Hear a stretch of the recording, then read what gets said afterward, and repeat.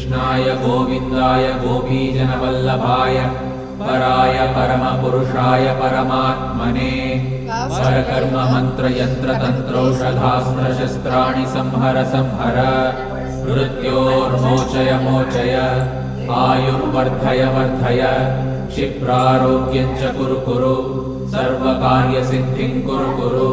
ॐ नमो भगवते महासुदर्शनाय दीप्त्रे ज्वालापरिवृताय सर्वारिष्टविनाशाय सर्वसम्पत्कराय सर्वदिक्षोभणकराय सहस्रज्वालाय परमात्मने परब्रह्मणे परञ्ज्योतिषे हुं फट् स्वाहा।